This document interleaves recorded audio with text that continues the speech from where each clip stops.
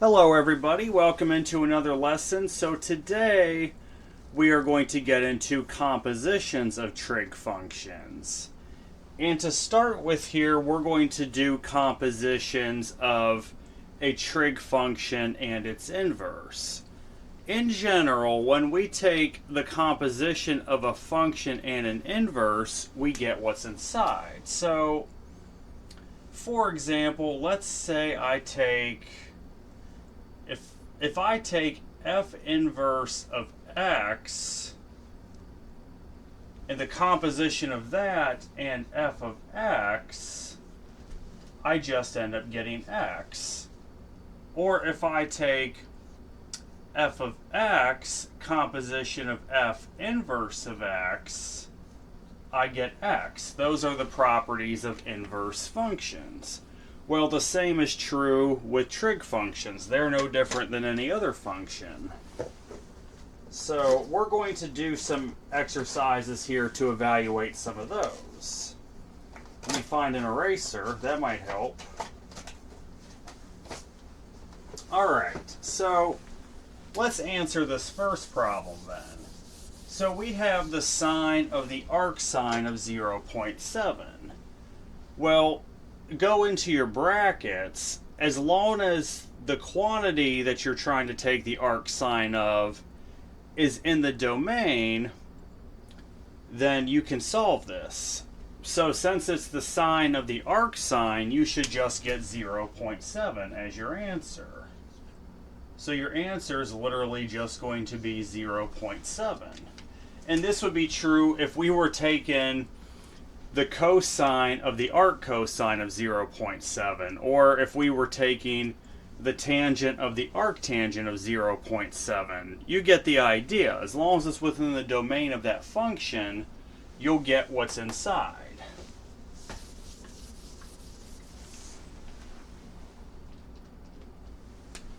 Alright, so we're going to now take the tangent of the arctangent of 35. So we're going to take the tangent of the arctangent of 35. Well, the domain of the arctangent function's all real numbers, so we know it's within the domain. Tangent of the arctangent would just give you what's inside the parentheses. That's just going to give you 35. So the answer to that would be 35.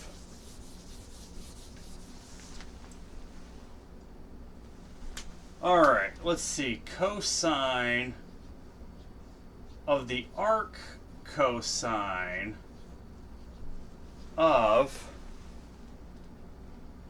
negative 0.3.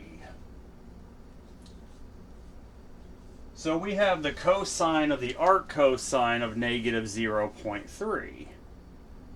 Well, okay, the arc cosine domain is still from negative 1 to 1, so this is within the domain. So the cosine of the arc cosine will cancel out the trig function part. You'll just get that negative 0.3. So that's easy enough.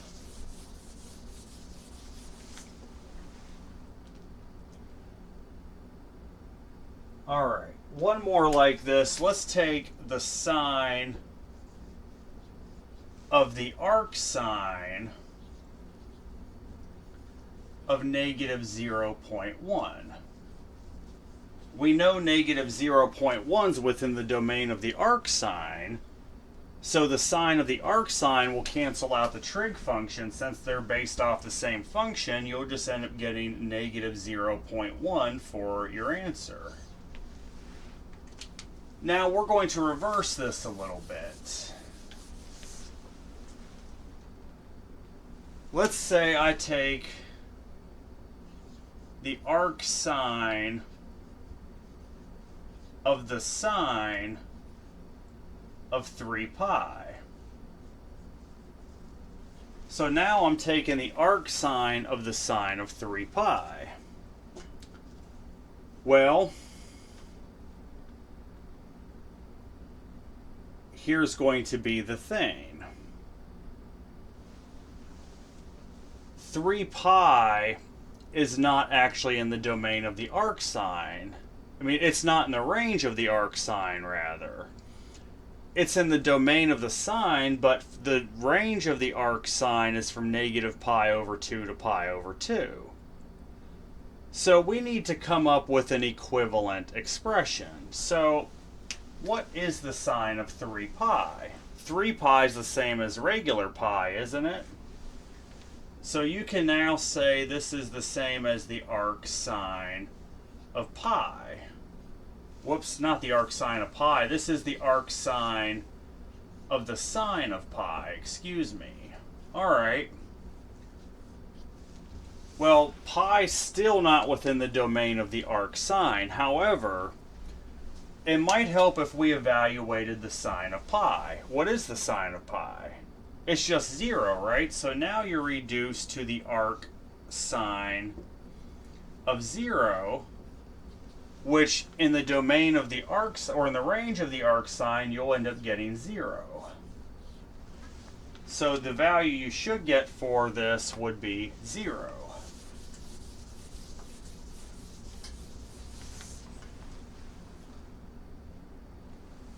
Alright, now how about the arc cosine of the cosine of 7 pi over 2? Well, 7 pi over 2 is definitely not within the domain, or I'm sorry, within the range of arc cosine, is it? It's within the domain of cosine, but it's not within the range of arc cosine. So we need to find an equivalent expression. Well, 7 pi over 2 is well past 2 pi, so this is going to be the same as the arc cosine of the cosine of 3 pi over 2. However, 3 pi over 2 is still not within the range of the arc cosine. But what might help us is we take the value in the brackets. What is the cosine of 3 pi over 2? That's just going to be 0, so you'll end up getting the arc cosine of 0. Now, where the cosine of what angle is 0? That's going to be pi over 2, which is within the domain. So the answer you should get for this would actually be pi over 2. That's the angle that would give you an arc cosine of 0.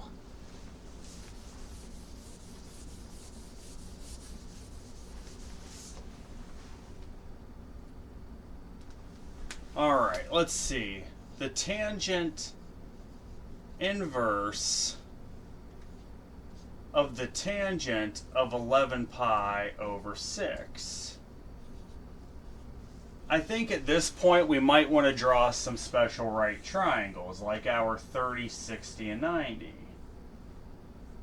So here's a 30, 60, 90 right triangle. That very well could help us. Let's draw 45, 45, 90 right below it, just to aid us when it comes up. So here's 45, 45, 90. Okay. Well, 11 pi over 6 is not within the range of the tangent inverse. It's not even close. So what's probably the best thing to do is find directly what is the tangent of 11 pi over 6. Well, 11 pi over 6, if you take, it's in the fourth quadrant. If you take that from 2 pi, you'll get a reference angle of pi over 6. So this is going to be a pi over 6 angle in the fourth quadrant. So that means you're taking the tangent of negative pi over 6, which is 30 degrees. So you would get 1 over the square root of 3, or square root of 3 over 3, which would actually be negative square root of 3 over 3, since you're in the fourth quadrant. Now, what's the tangent inverse of the square root of 3 over 3? That's what we're down to. Well, if we look again, at our right triangles, that's based off a 30-degree angle, which is pi over 6. The range of the tangent inverse is from negative pi over 2 to positive pi over 2. So your answer to this would end up being negative pi over 6. That's exactly what you should end up getting, is negative pi over 6.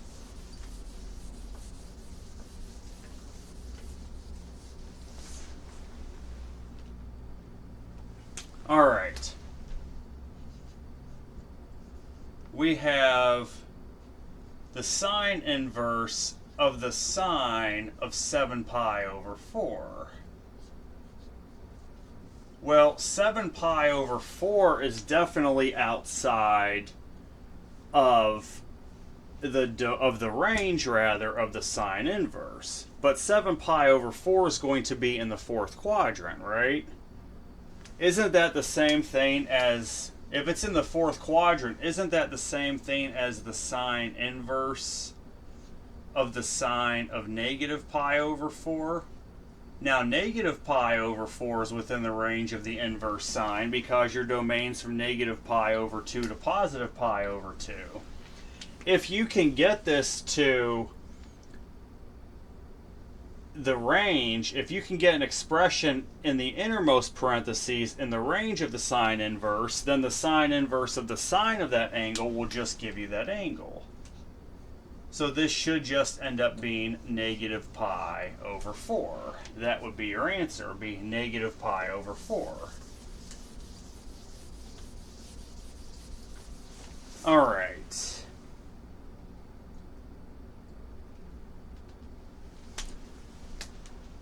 We have the sine inverse of the sine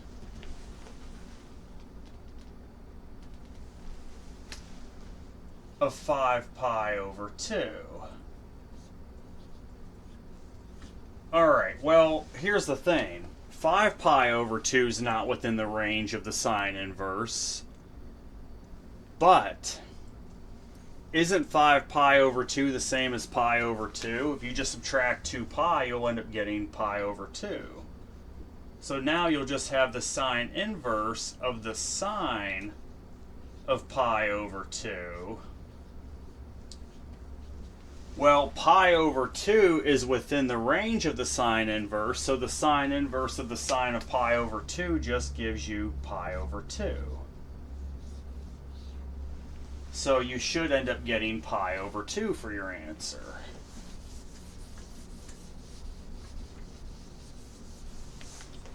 One more for the same functions, then we're going to move on to something else. All right.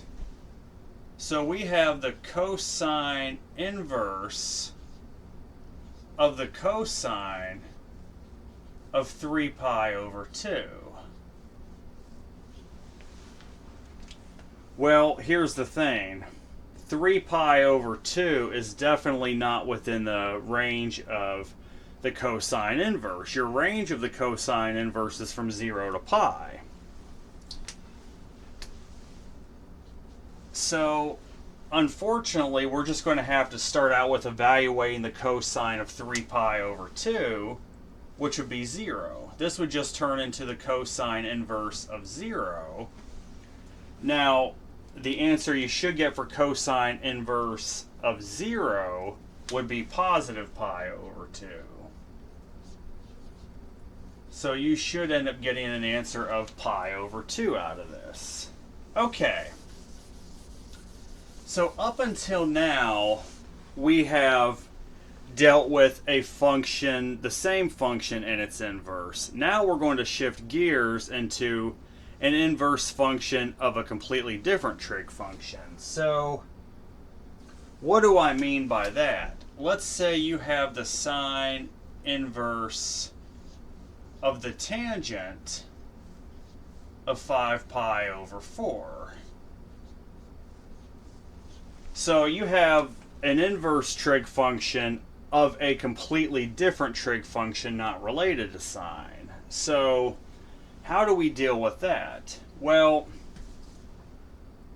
the only way to deal with it is work in your innermost parentheses and work your way outward. So tangent of 5 pi over 4. This is going to be the sine inverse of, let's find what the tangent of 5 pi over 4 is. That's a pi over 4 angle in the third quadrant, right? So that means we'll get a positive value, which is a 45-degree angle. Tangent of 45 is 1 over 1, which is 1. So now this just turns into the sine inverse of 1. Well, where do you get a sine inverse of 1 within the range of the inverse sine function? That's going to be at positive pi over 2. So the angle you should get here would actually end up being pi over 2.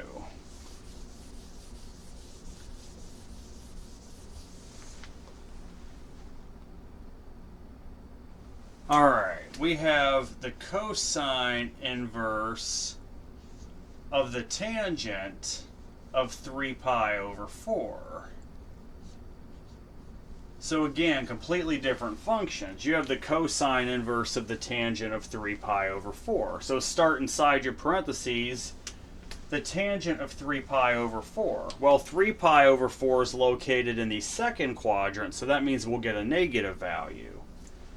So this is going to be the cosine inverse of whatever this is. Now, 3 pi over 4 is a pi over 4 angle in the second quadrant, which is 45 degrees. Tangent of 45 is 1, but in the second quadrant, that would actually be negative 1. So this turns into the cosine inverse of negative 1. Now, what in the range of cosine inverse would give you a value of negative 1? Well, that would be pi. Your angle you're looking for would be pi. So the answer to this is pi.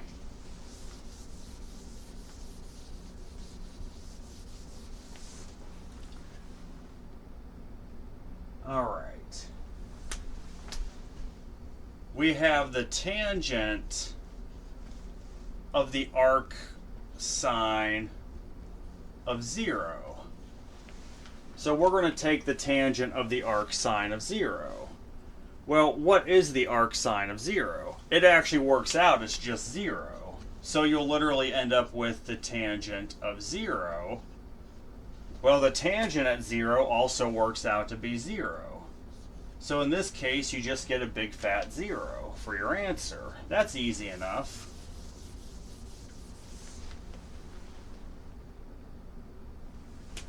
Okay, now we're going to take the cosine of the arc tangent of negative 1. The cosine of the arc tangent of negative 1. Well, in the parentheses, in the brackets here, let's deal with the arc tangent of negative 1. What is the range of the arctangent function? Well, it's from negative pi over 2 non-inclusive to pi over 2 non-inclusive. If we look at a 45-degree angle, the tangent of 45 is 1. But since that's a negative 1, it's going to be in the fourth quadrant, which would give you negative pi over 4. So now we're going to take, this would, arctangent of negative 1 would be negative pi over 4. So now you have the cosine of negative pi over 4. Well, remember, cosine's an even function, so this would actually just turn into the cosine of positive pi over 4, just the same. Which the cosine of 45 is 1 over the square root of 2, or square root of 2 over 2. So the answer you should get to this would be the square root of 2 over 2.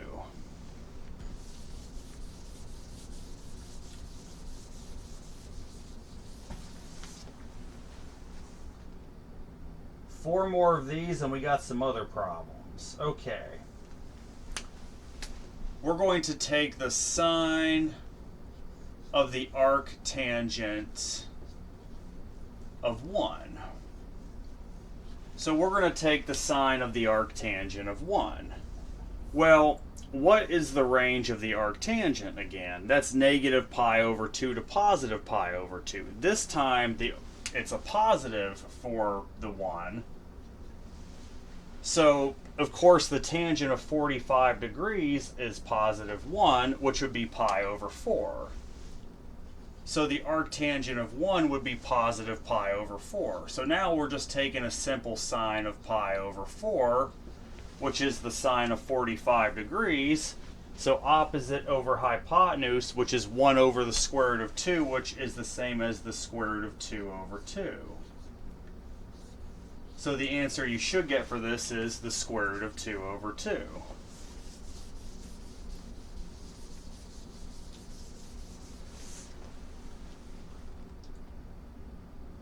All right, now we're going to take the sine of the arctangent of negative 1. So this time the arctangent is of negative 1. Well, that would end up being negative pi over 4, right? So the arctangent of negative 1 is negative pi over 4. So this will turn into the sine of negative pi over 4. Well, what do we know about the sine function? It's an odd function, so that negative sign will come outside. This will become negative of the sine of positive pi over 4. What is the sine of pi over 4? Which is 45. That would be 1 over the square root of 2, or square root of 2 over 2. Throw a negative sign on that. You should get negative of the square root of 2 all over 2. So the answer would be negative square root of 2 over 2.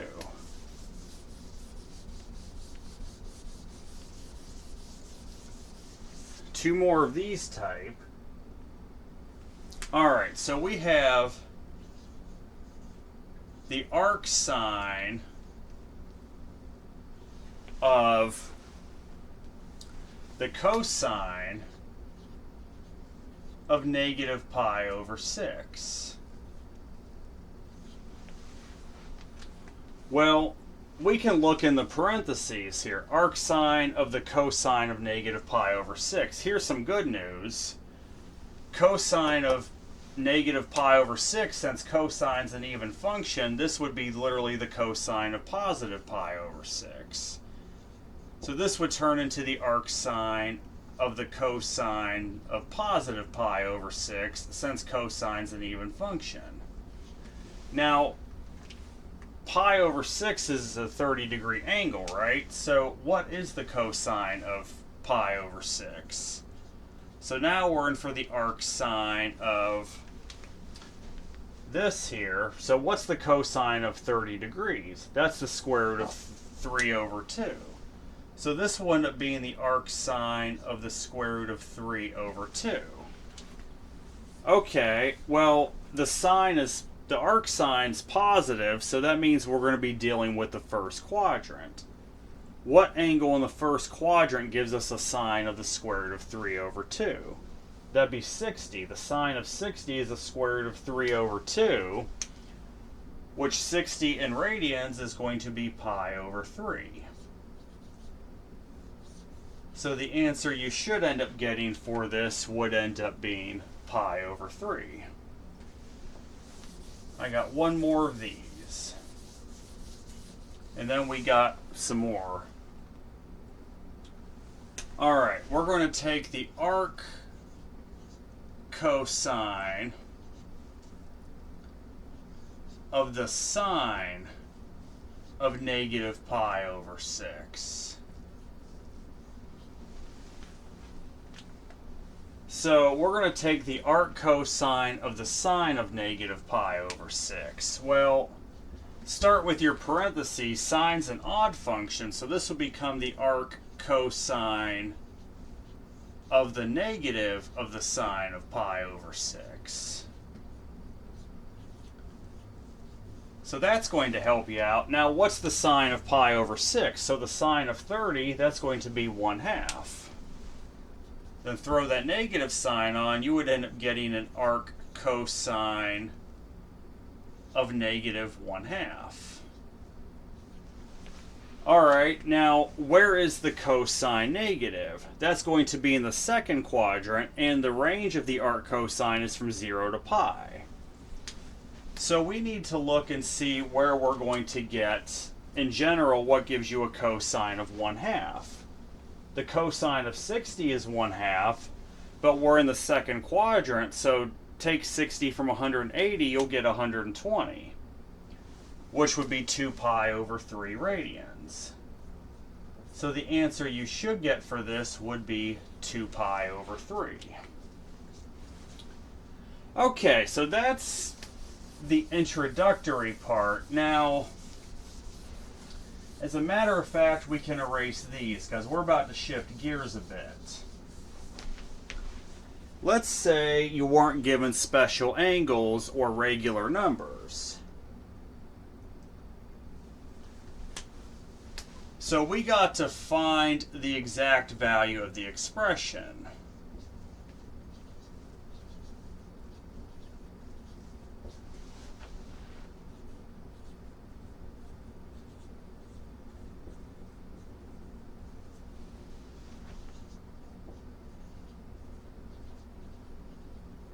Alright, so what do I mean by that? We're going to have the sine of the arc tangent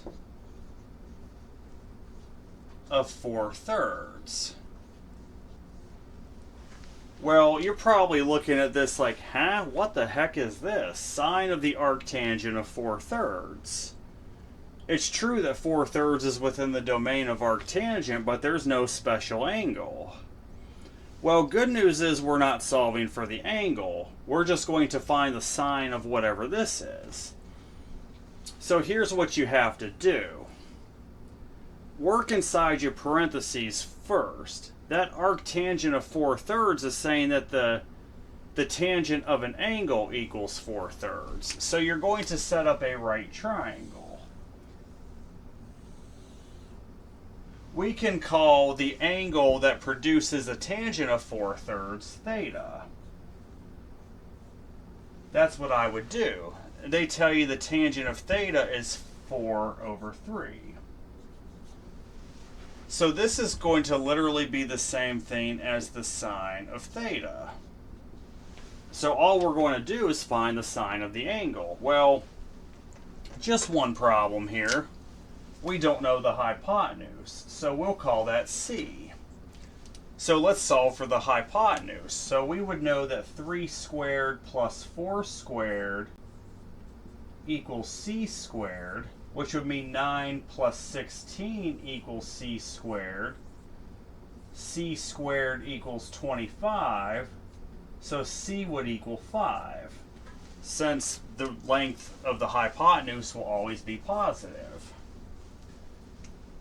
So now we know the length of the hypotenuse, we can evaluate this. What is the sine of theta? Opposite over hypotenuse, that'd be 4/5.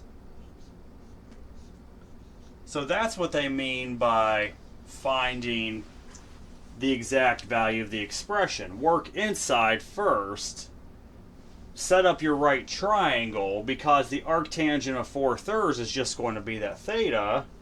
So now you're just evaluating the sine of theta. That's really all that is. And I got more of these. Towards the end, we'll even have some algebraic ones. Okay, what do we have now? I got 7 more of these. Good one.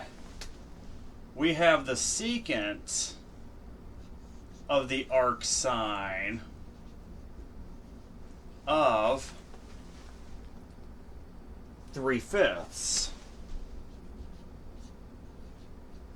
We're going to be taking the secant of the arc sine of 3/5. Well, okay, that arc sine of 3/5 is telling you that the sine of angle theta equals 3/5. So the sine of theta equals 3/5, so your sine is 3/5.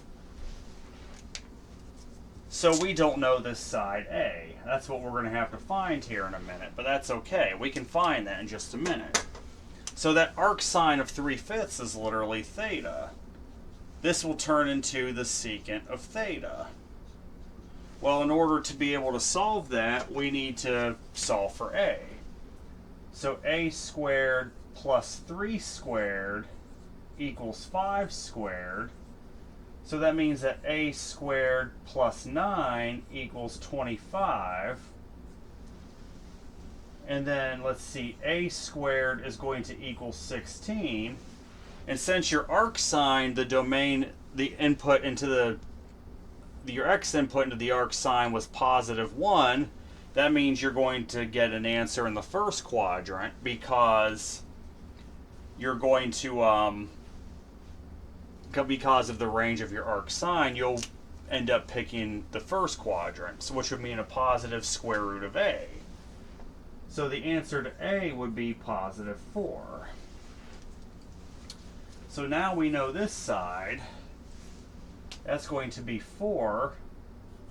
So now what's the secant of theta? Secant is always going to be hypotenuse over adjacent, so that would be 5/4. So the secant of theta is going to end up being 5/4.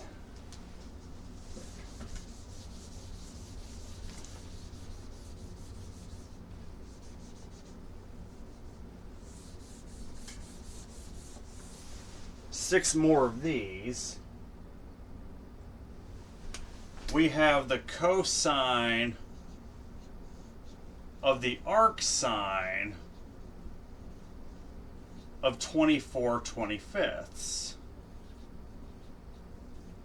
So we're going to take the cosine of the arc sine of 24/25.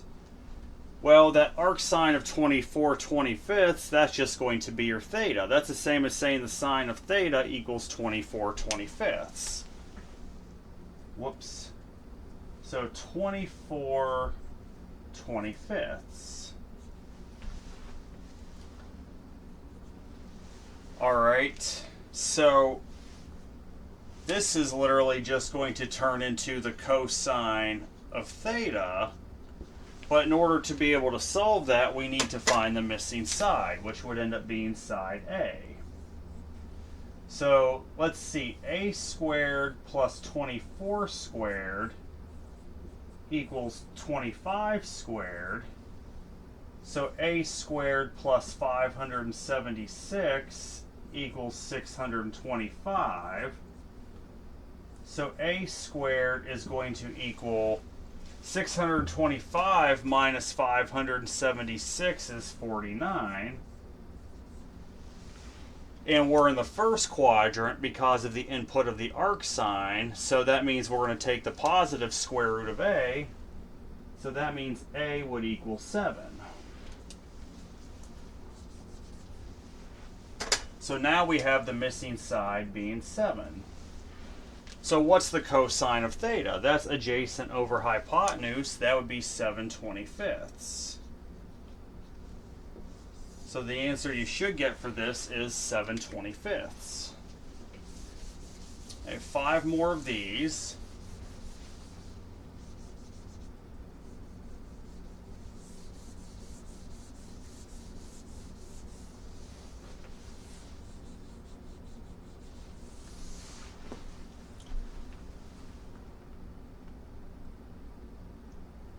Cosecant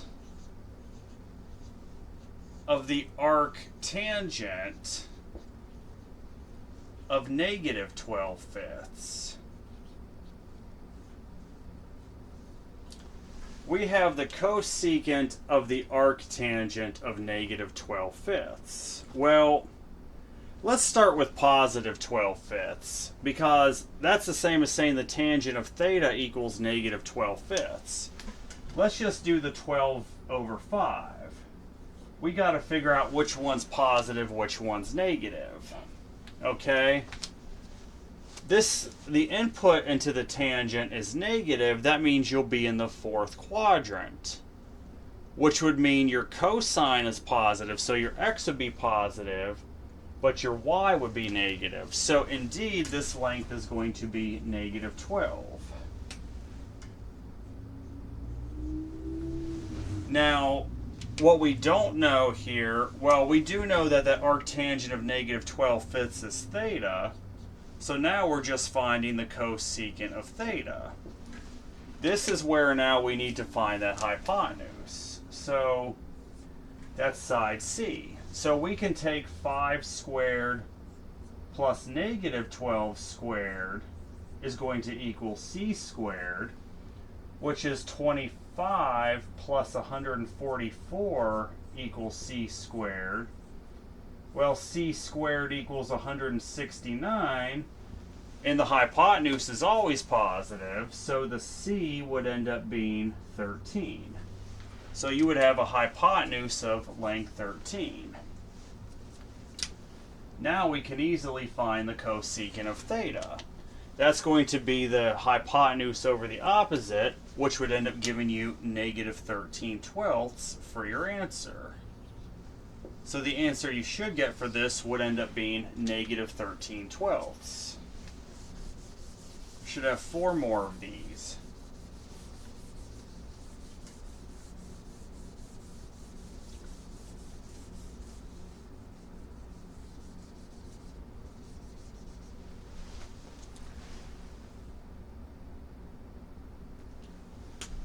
All right, let's see.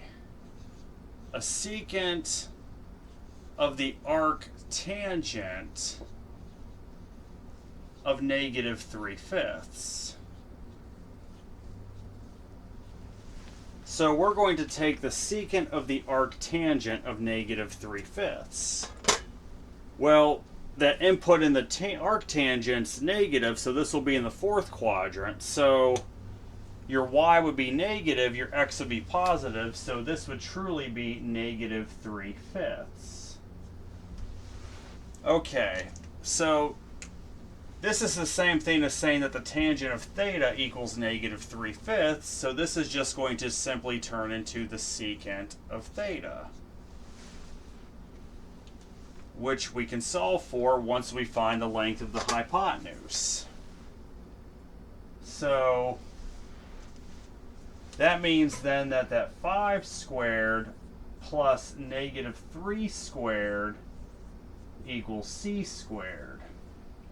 So that means that 25 plus 9 equals C squared. So C squared is going to equal 34, and the hypotenuse is always positive.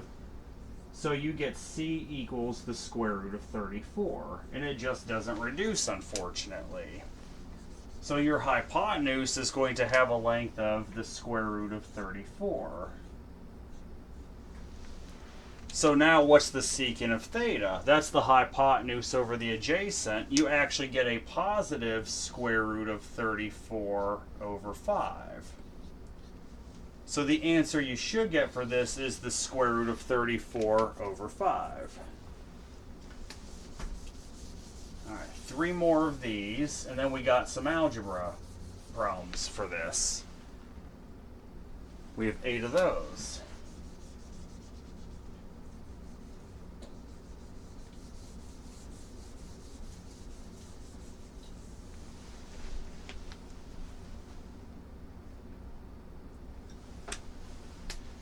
We have the tangent of the arc sine of negative 3/4. So we're going to take the tangent of the arc sine of negative 3/4. Well, this is also definitely in the 4th quadrant if the arc sine's negative. So that means the sine of theta equals negative 3/4. So this side would be negative 3. Your hypotenuse would be 4. So this is going to be the same thing now as simply the tangent of theta. Well, what we don't know is this side A. So now we can solve for it by using Pythagorean theorem. A squared plus negative 3 squared equals 4 squared. So that means that a squared plus 9 equals 16. That means that a squared equals 7. Well, we're in the fourth quadrant where this A, being your x length, is positive, so that means that A is going to be positive square root of 7. So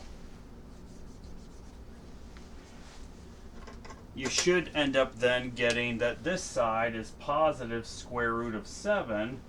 So now what is the tangent of theta?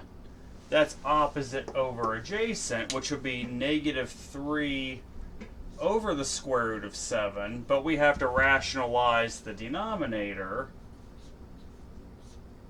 So if we do that, your final answer should be negative 3 times the square root of 7 all over 7. So you should end up getting negative 3 times the square root of 7 all over 7.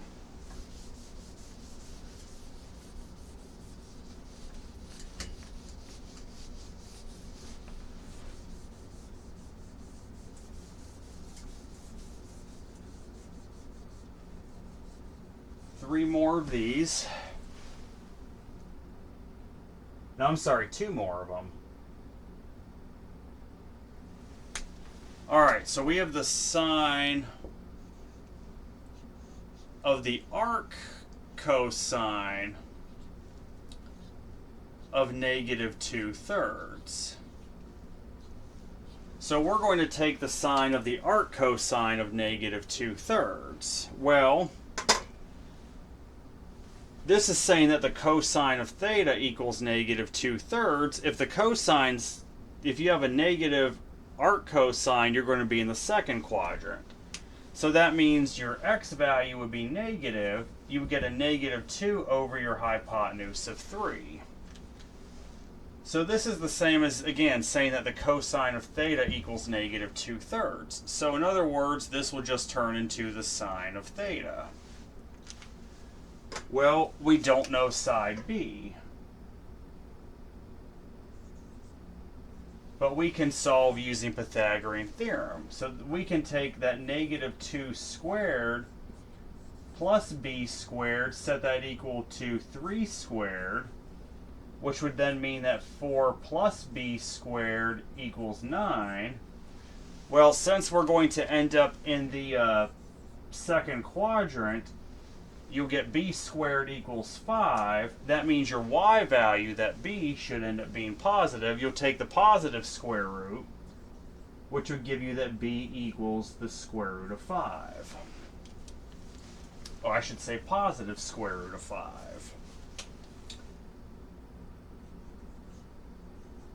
So now we know the value of all three sides of the triangle, so the sine of theta is the square root of 5 over 3. So the answer you should end up getting is positive square root of 5 over 3, since you're in the second quadrant. Got one more of these, and we'll do some algebra problems with these. All right.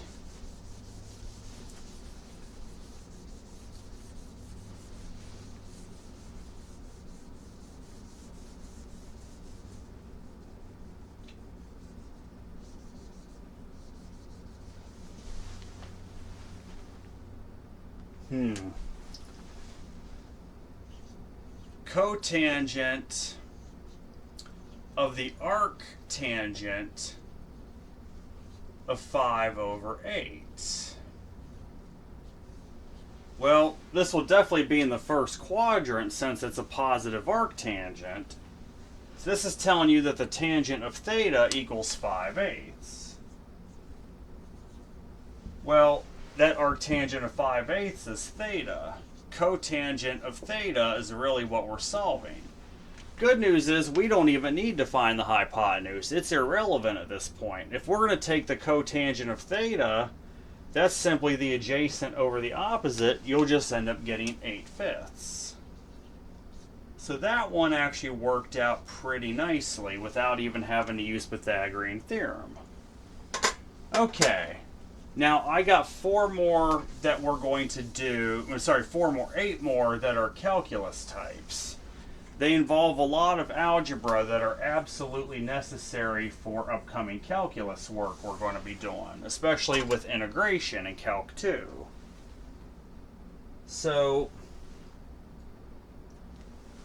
for example, let's say you have the cotangent of the arctangent of x.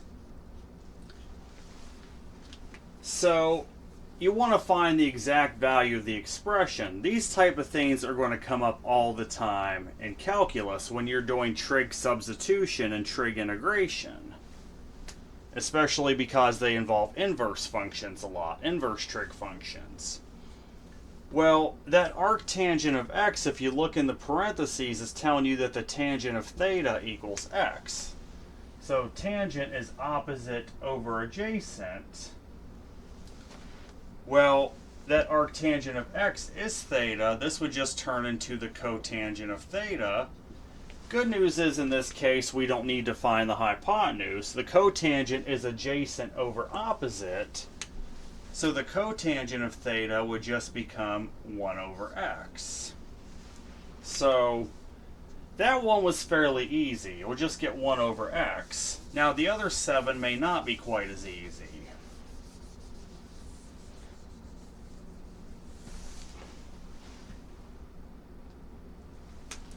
What if we had something like the sine of the arctangent of x? So we're going to have sine of the arctangent of x. Well, that arctangent of x, once again, is the same as saying that the tangent of theta equals x. So opposite over adjacent, that'd be x over 1. So now we're just trying to find the sine of theta. Well, here's one thing. We don't know the length of the hypotenuse, which would be side C. So we need to use Pythagorean theorem to solve for it in order to be able to find the sine. So let's see, this is going to end up being 1 squared plus x squared equals c squared, which then means that c squared equals 1 plus x squared. The hypotenuse is always positive, so c would end up being the square root of 1 plus x squared.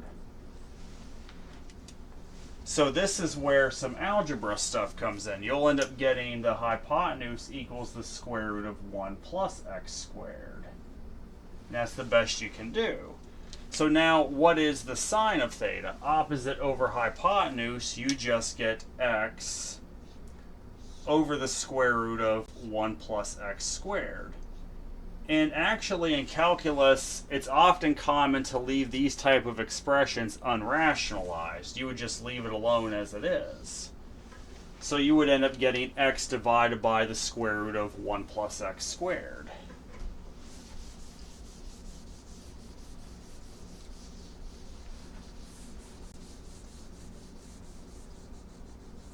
Got 6 more of these, then we're done with the lesson for the day. Oh, really good one. Sine of the arc cosine of the quantity of x plus 2.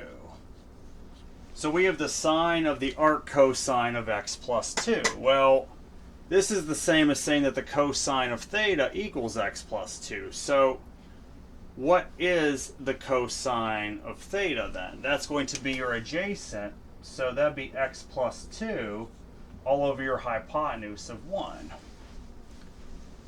So this is the same as saying the sine of theta. Well, here's where it's about to get very interesting. We don't know this side, we'll call this side B. Well, we need to use Pythagorean theorem to solve for it. So this will end up being the quantity of x plus 2 squared plus b squared equals 1 squared. So this is going to then be the same as, let's see, x squared plus 4x plus 4 plus b squared equals 1. So now you'll end up getting that b squared equals, let's see, that's going to end up being all negative, really.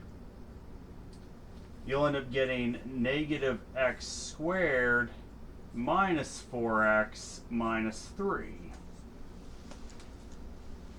So that means your hypotenuse, not the hypotenuse, the side, would equal the square root of negative x squared minus 4x minus 3. So this one's a bit of a doozy. You would end up getting the square root of negative x squared minus 4x minus 3. But is there a way to simplify that? This is where it's going to come into handy for calculus. Well, that square root, this is going to be the same as b equals the square root of the negative of x squared plus 4x plus 3. Well, here's a trick you want to do whenever you have expressions like this for a side length. Actually, what you want to do is do some completing the square. What do I mean by that? So b is going to equal the square root of the negative. Let's do some brackets. So x squared plus 4x. Okay, so what's half of 4x? What's half of 4? That's 2. You square that, you get 4. And then in order to get 3, you would just subtract 1. So that's what I mean by completing the square. If you complete the square with just x squared plus 4x, you'll get x squared plus 4x plus 4. Then you would subtract 1 to get that plus 3.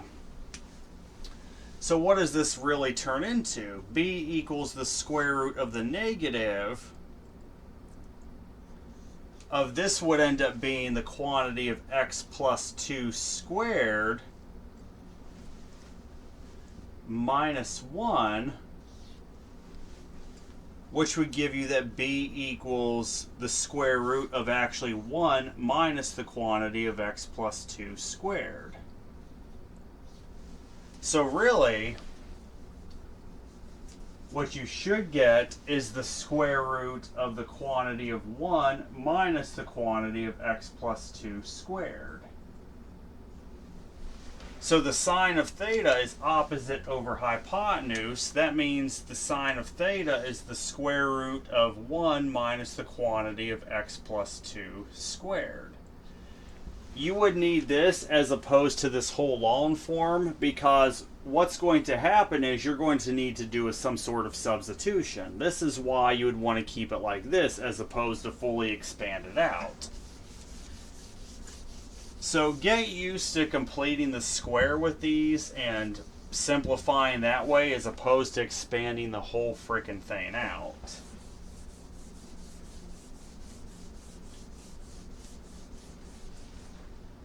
Alright. I think I only have 3 more.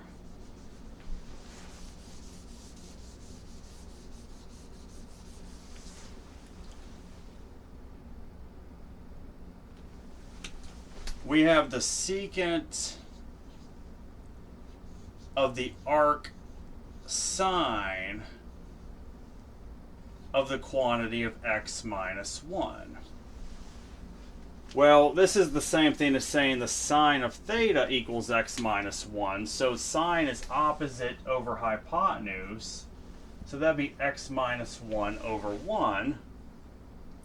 So now we're just simply going to evaluate the secant of theta. Well, we need to find the missing side here, which is c. Or which is a in this case. I'm sorry. We'll make that side a. So that means that a squared plus the quantity of x minus 1 squared equals 1 squared. So a squared plus the quantity of x minus 1 squared equals 1. So that would give you that a squared equals 1 minus the quantity of x minus 1 squared. So that side A would equal the square root of 1 minus the quantity of x minus 1 squared. And trust me when I say you're not going to want to expand these out, because what you're going to end up having to do is complete the square and get it back to this form. So why not just save yourself the trouble right now? Now we need to find the secant of theta. Well, that's going to be hypotenuse over adjacent, so that would end up being 1 over that square root of the quantity of 1 minus the quantity of x minus 1 squared. And that would end up being your answer, is 1 over the square root of 1 minus the quantity of x minus 1 squared.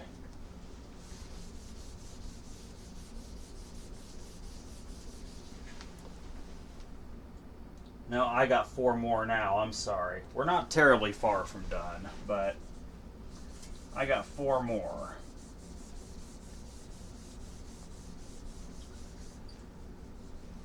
Although I think the next couple aren't quite as bad, at least the next 2 to 3 aren't. We have the tangent of the arc cosine of x over 5. So we have the tangent of the arc cosine of x over 5. That's the same as saying the cosine of theta equals x over 5. So the cosine of theta, that's adjacent, which is x, over the hypotenuse of 5. So this is the same as the tangent of theta. Well, in order to find the tangent, we need to find this missing side b. So now we just use Pythagorean theorem. This is the same as x squared plus b squared equals 5 squared. So x squared plus b squared equals 25. So then b squared would equal 25 minus x squared. So then b would equal the square root of 25 minus x squared. So now we know this missing side b to be the square root of 25 minus x squared. So the tangent of theta, opposite over adjacent, is going to be that square root of 25 minus x squared all over x. And that would be your answer. The square root of 25 minus x squared all over x. Now I have 3 more.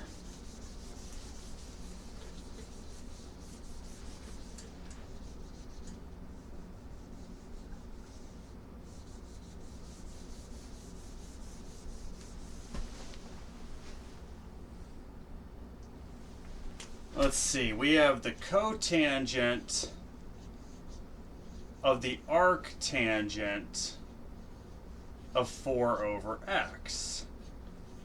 This isn't going to be that bad, actually. The arctangent of 4 over x, that's the same as saying the tangent of theta equals 4 over x. So the tangent is opposite over adjacent. Well, okay, so now we have the cotangent of theta, which we don't even need the hypotenuse for this. The cotangent of theta is adjacent over opposite. That would just give you x over 4. So that one was actually a cakewalk. You just get x over 4. And I only got 2 more. Then we're done with the entire lesson. Whoops, I don't want to erase the whole triangle just yet. We're almost to that point, but not there yet. Okay.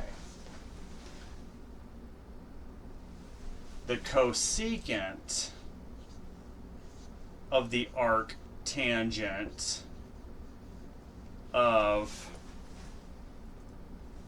x all over the square root of 7. Alright, so we have the cosecant of the arctangent of x over the square root of 7. Well, this is the same thing as saying the tangent of theta equals x over the square root of 7. So tangent is opposite over adjacent. So there's your opposite over adjacent, your tangent. So this is the same now as the cosecant of theta. The only problem is we don't know the hypotenuse. We need that in order to be able to find the cosecant. So we now need to find c, the hypotenuse. So this will end up being the square root of 7 quantity squared plus x squared equals c squared. So then that means that 7 plus x squared equals c squared, which your hypotenuse would then be c equals the square root of 7 plus x squared. So we got the length of the hypotenuse to end up being the square root of 7 plus x squared. So the cosecant ends up being the hypotenuse over the opposite side, so you should end up getting the square root of 7 plus x squared all over x. That should end up being your answer. The square root of 7 plus x squared all over x. I got one more, then we are done.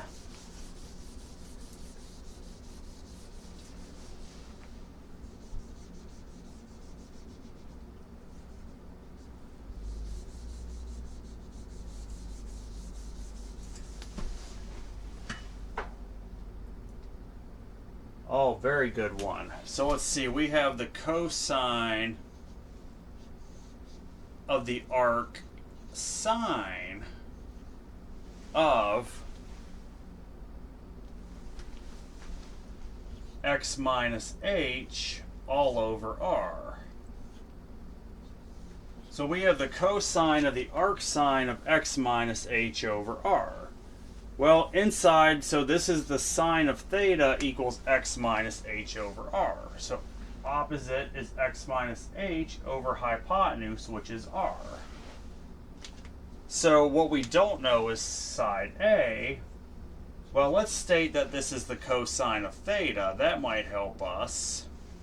Let's find our A. So that means that A squared equals, A squared plus the quantity of x minus h squared equals r squared. So a squared would equal r squared minus the quantity of x minus h squared, which would give you simply that a equals the square root of r squared minus the quantity of x minus h squared. So let me write down what that is. That's the square root of r squared minus x minus h squared. And actually, yes, please don't make the mistake that I made in one of the first ones we did of these types today, of expanding the whole thing out, because guess what? You just got to get back to what you had here anyway in order to be able to do anything in calculus with it. So just keep it simple and don't expand it out. So now the cosine is adjacent over hypotenuse, so the cosine is going to be that square root of that r squared minus that quantity of x minus h squared all over r. So what a hideous one that was. So that's it for this lesson. Next lesson we're going to apply some trigonometry. Like the first half of the lesson of the next one will be applying inverse trig functions to solving some right triangles. The second half will be finding altitudes of isosceles triangles. So I hope everyone has a great day. Take care.